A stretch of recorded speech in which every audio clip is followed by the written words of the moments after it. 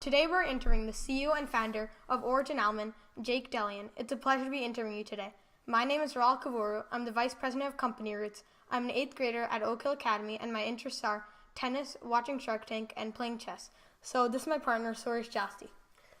My name is Suresh Jasti. I'm a sophomore at Homedale High School. I am the founder of CompanyRoots, and my interests are eating exotic foods, tennis, and gaming.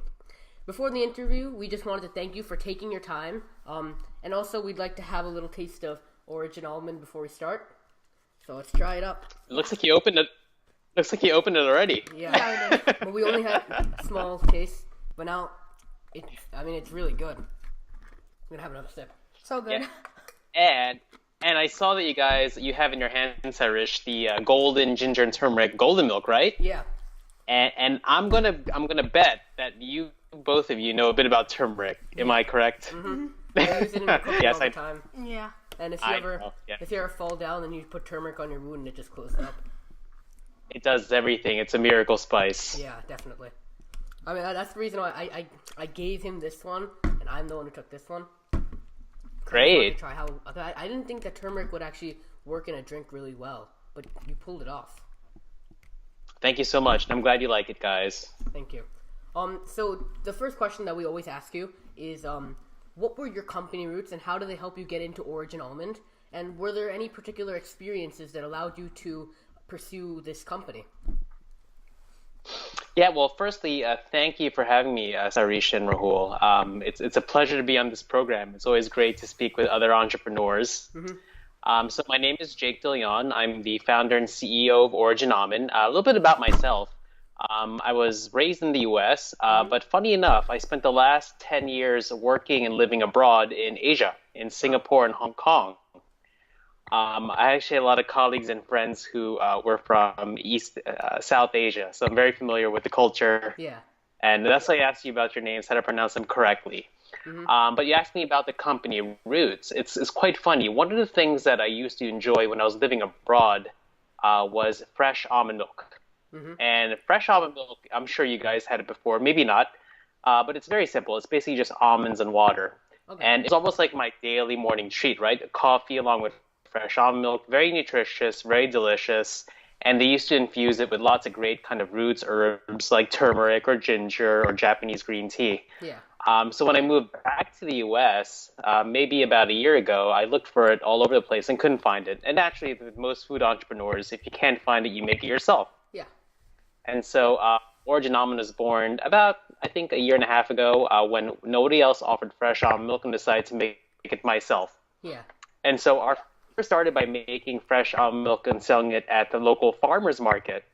And it just seems so blessed that people really like to enjoy it. I mean, they know almond milk, but they know this stuff from the grocery stores. They didn't know what fresh almond milk tasted like. And once they try the real thing, just like with any good food, once you try the real thing, it blows your mind. Yeah. And luckily, since then, we've grown quite a bit.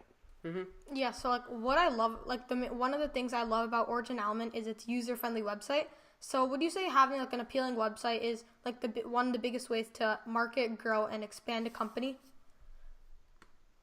That's a really good point and a really good question. I would absolutely agree with you. I'd probably take it a step back and say, aside from a website, I think aesthetics is such a huge component of any successful consumer-facing business. Mm-hmm.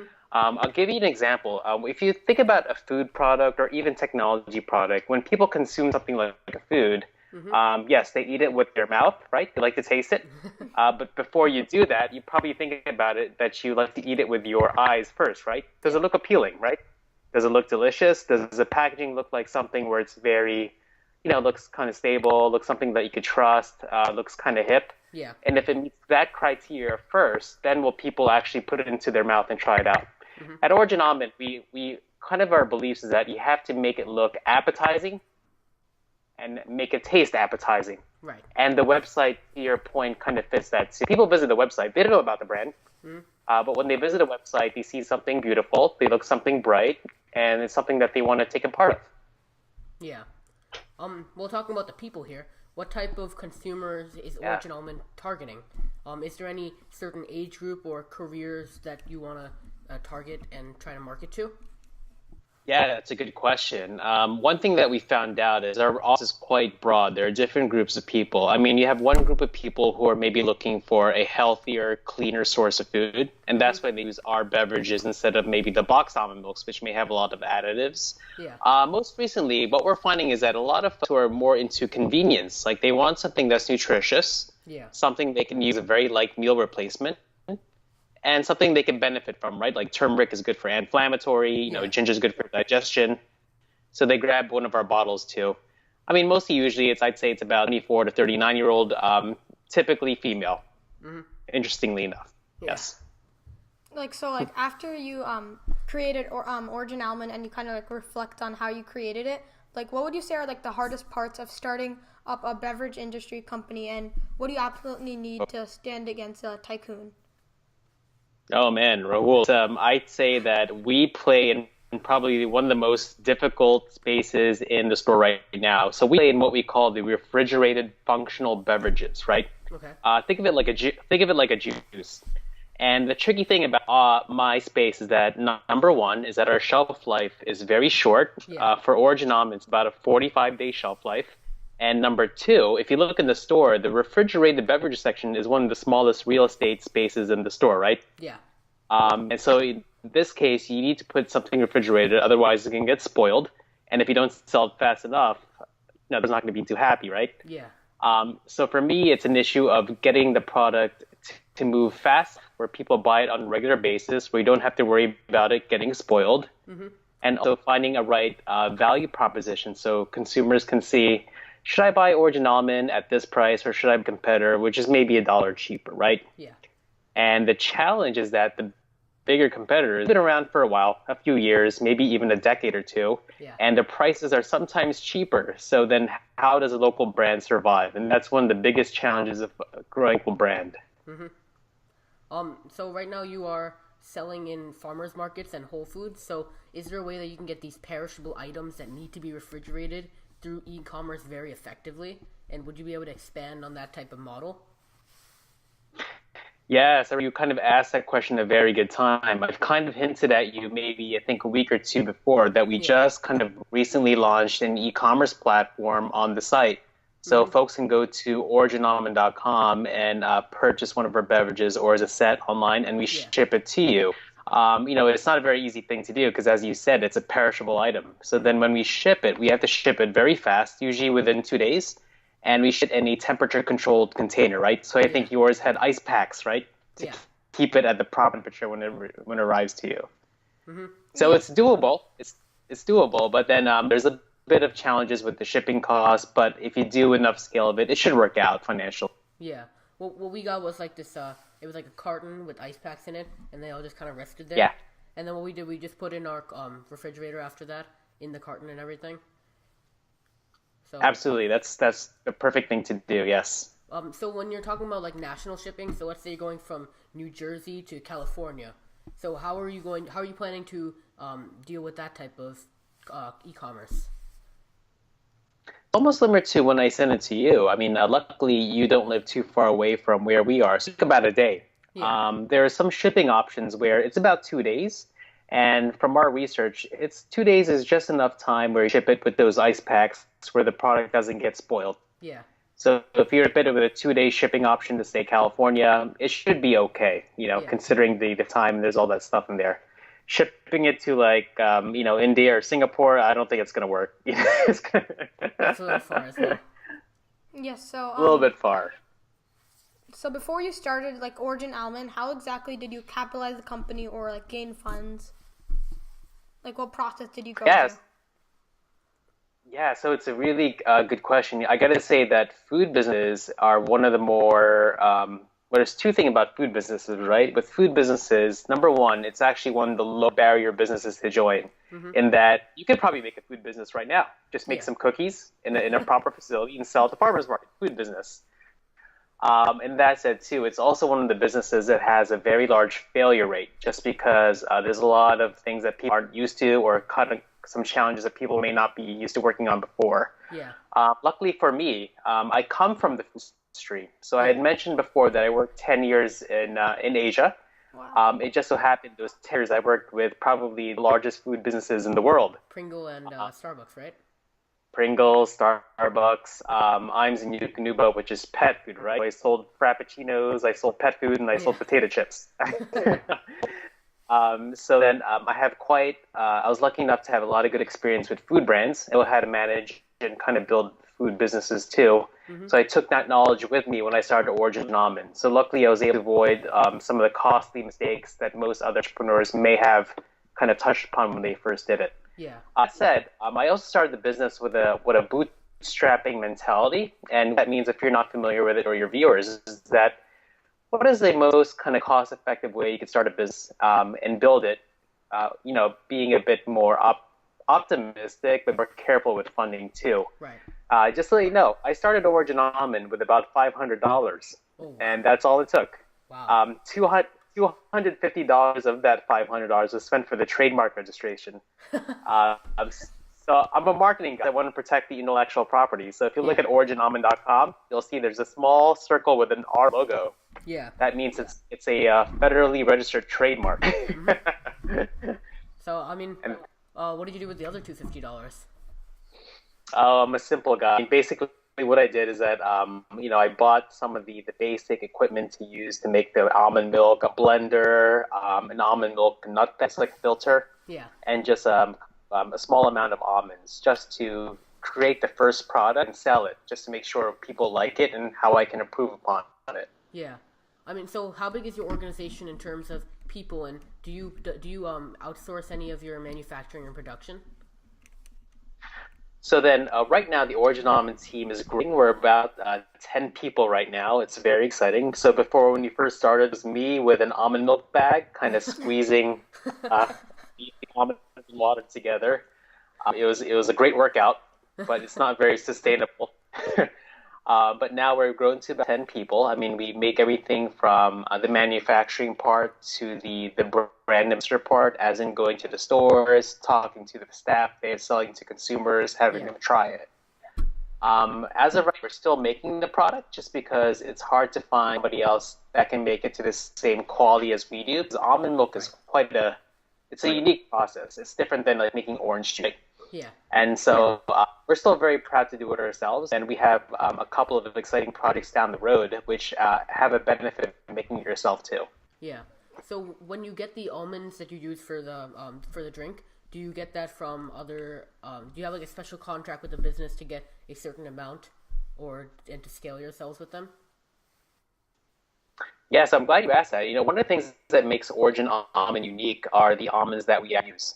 Without being too technical, I'm probably going to bore your audience with too much almond mumbo jumbo, but we use unpasteurized almonds. Okay. And what that means, almonds that are true raw, so they have not been touched by any heat or any chemicals. Yeah. It's so fresh that you went to a tree, you plucked it out of the tree, and you ate it. That's the kind of almonds that we use. Wow. And the thing is that in the U.S., you cannot sell unpasteurized almonds commercially. It's illegal. Okay. So then we buy all of our almonds from Spain. So then we get a really good almond flavor and as true to the taste of nature as you can. Yeah. That said, we buy a lot of almonds. We get them in usually in container loads. If you guys know what a container is, kind of like what the big shipping boats use, those large metal things. And we bring a lot of almonds in from Spain. Yes. So, how exactly did Origin Almond land in Whole Foods, and how will you approach expansion as demand increases? Wow, these are really good questions, guys. I'm really proud of you for these great questions. Thank you very much. So, in terms of Origin Almond expanding and putting into itself in businesses, how exactly did you land into Whole Foods, and how will you approach expansion as demand increases? Yeah, so then we were lucky enough to be part of the Whole Foods in Cherry Hill, New Jersey. They have a program called the Hatchery. Think of it as like an incubator program for small businesses. Okay. The manager had heard of us at the farmers market and invited us to join. And so what happens is that we go there to Whole Foods, almost like a pop-up store, where we sell our products directly to their consumers. And then usually what happens is that if management notices that your products are doing well in the store, they will invite you to become part of the Whole Foods product lineup. And luckily, that's exactly what happened to us. Mm-hmm. But just to add to that story, so then we were part of that hatchery for a few months, and it just so happened the day that we were there, one magical day last December, I think, John Mackey, who was a CEO of Whole Foods, was visiting that store. And then so he came to my little booth, and he's like, well, and John Mackey's actually a very passionate vegan. He's really into the Whole Foods diet, very Yeah. clean eating, and our product fit his diet. So he tried out our product. He specifically tried out the ginger turmeric golden milk, and he really liked the product. Yes, he really liked the product. And he asked me, it's like, so how much do we sell this for at Whole Foods? I'm like, oh, John, you don't sell this at Whole Foods yet. He goes, why not?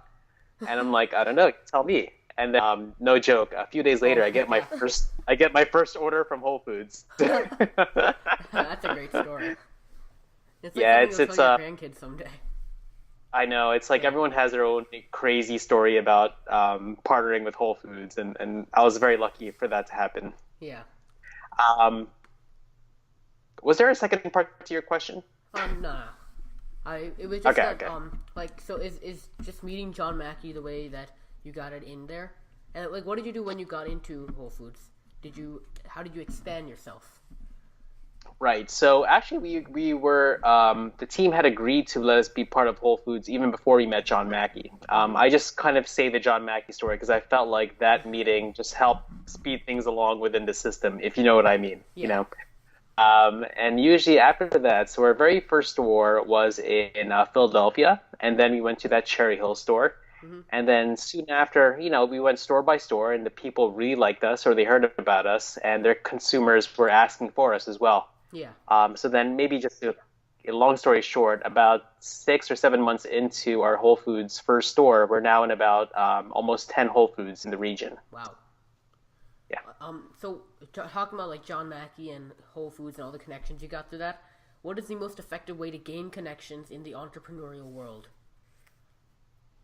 Oh, wow. There's so many ways to do it. The first thing I would usually recommend to other entrepreneurs is go to a lot of the conferences or networking events.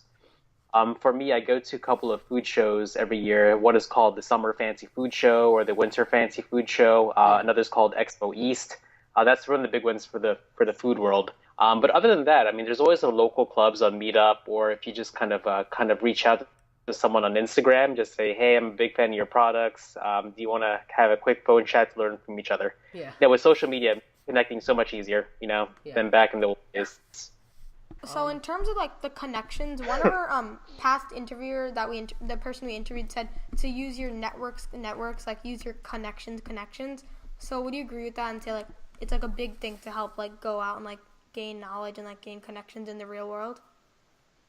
Yeah, definitely. I mean, I would say it's always good to network and also to kind of build each other's connections.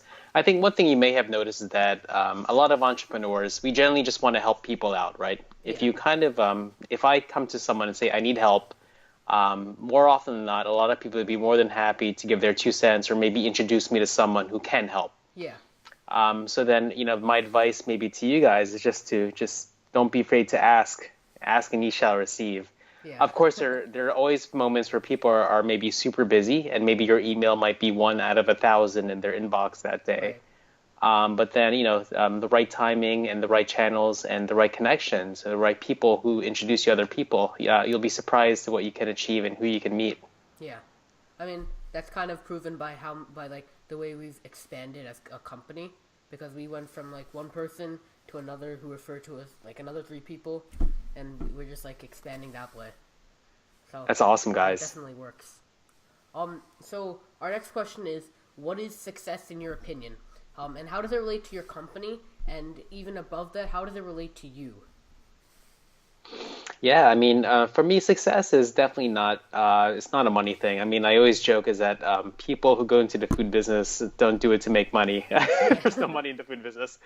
But, for me, it's like one of my passions that I used to enjoy working in marketing, or even now why I started Origin Almond, was to build brands. I love building brands. So for me, success is that I can hopefully build Origin Almond to the point where many more people know about it and many more people can enjoy the benefits of the product. and also to build kind of a team that goes along with that growth. Yeah.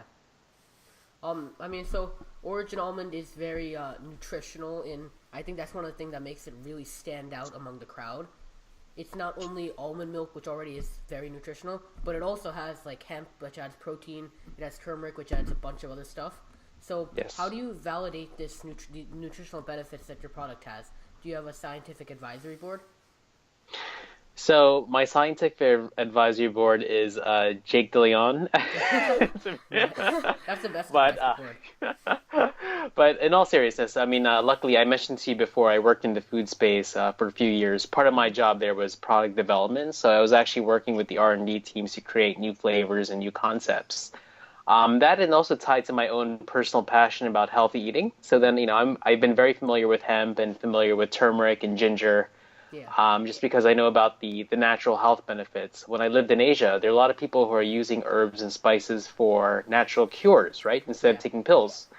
And that's something I still follow today. I try not to take medicine. I just, if I have a stomach ache, I take ginger, or if I have some joint issues after I run, I take turmeric. Yeah.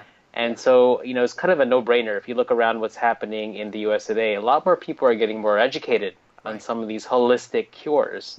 So when I go to Whole Foods and then I ask someone about turmeric, they go, "Oh yeah, I know turmeric. It's good for anti-inflammatory." I never had to tell them any of that. They find out on themselves. Yeah. And that's why they look for kind of specific ingredients out in their products. And I mean, especially in places like Whole Foods where people are educated enough to say, I want to go to this shop because it serves organic food versus another thing like Pathmark. So when you if you do expand into things like Costco or Pathmark or ShopRite, how do you think you're going to educate the customer if they don't know about turmeric and hemp and almond milk and everything? I think one of the things that a lot of companies, and one thing I've learned as well working in marketing for so many years, is that you can't be everything to everyone. It's just impossible, especially for a unique product like Origin Almond. I don't think I can attract an audience who eats Coca-Cola and Doritos every day as part of it. It's not going to happen easily, I'd say. Yeah. So, it's funny, even if you go to ShopRite or Pathmark or any other store, there's always going to be a subset of people who know about that stuff or are very interested to learn more about that. Yeah.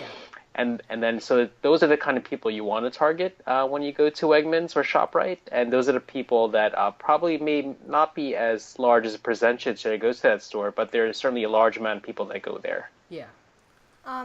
So as you said, since you gave such great advice on how to be successful, let's say like me, Sorish and I started a company in the beverage industry. What would exactly be the requirement that would need to be successful? Oh man, I'd say usually for most entrepreneurs, especially in the food world, I would say your number one trait would be perseverance. It's not going to be a very easy thing, especially building a brand in a world that has lots of other larger brands that are competing for the same dollar and competing for the same space. Yeah.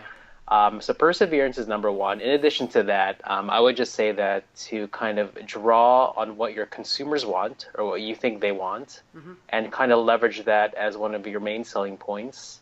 And also number two is to build strong relationships with the stores that you sell to as well, right? I mean, if you're selling to Whole Foods, make sure you understand what Whole Foods is looking for because they've seen a lot of products. They know what success looks like, and also build relationships with the people you work with there too.